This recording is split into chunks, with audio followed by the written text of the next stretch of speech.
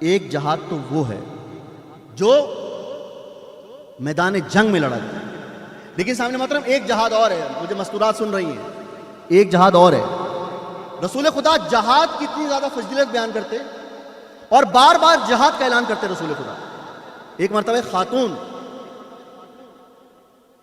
رسول خدا کے پاس آئی اور آ کے کہنے لگا، جہاد سمجھا رہا ہوں میں آپ کو، مستورات کے لیے پیغام ہے، اور کہا اے اللہ کے حبیب، آپ جو جہاد کی اتنی فضیلت بیان کرتے ہیں اور آپ بار بار جہاد کا تذکرہ کرتے ہیں اور آپ یہ کہتے ہیں کہ جو جہاد میں سرخرو ہو جائے وہ غازی ہے، جو موت کی منزل پر پہنچ جائے وہ شہید ہے۔ یا رسول اللہ یہ بتائیں کہ جہاد آپ نے فقط مردوں تک کیوں محدود رکھا؟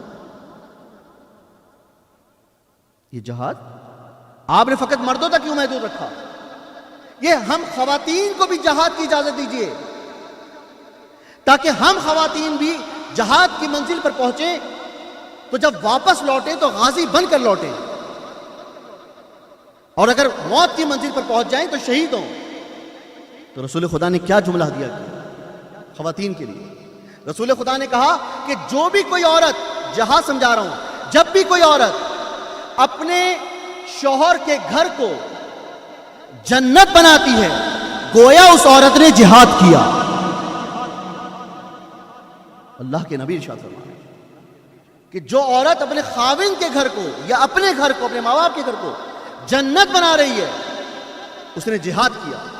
اور اللہ کے نبی نے یہ بھی ارشاد فرمایا کہ وہ عورت اگر اسی جنت بنانے کے عمل میں جب تک زندہ ہے غازی ہے، اور جب موت کی منزل پر پہنچے گی تو شہید ہے۔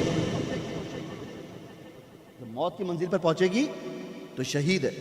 تو وہاں پر بیٹھے ہوئے ایک شخص نے سوال کیا کہ یا رسول اللہ، کہ یہ آپ نے کہا کہ خاتون جو گھرداری کے امور انجام دے رہی ہے وہ جہاد میں مصروف ہے، ہم اس جہاد کا حصہ کیسے بنے گھر میں بیٹھ کر؟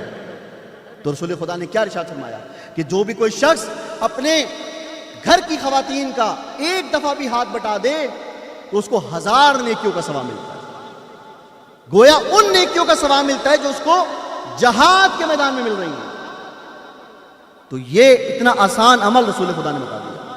تو سامنے محترم ایک جہاد تو وہ ہے جو جہاد میدان میں ہے، ایک جہاد وہ ہے جو گھر میں ہے۔ بھئی یہ باتیں بیان ہونی چاہیے ممبر سے، کیونکہ یہ بھی اطاعت رسول ہے، یہ بھی سنت رسول ہے۔ درود پڑھے محمد و آل محمد پر۔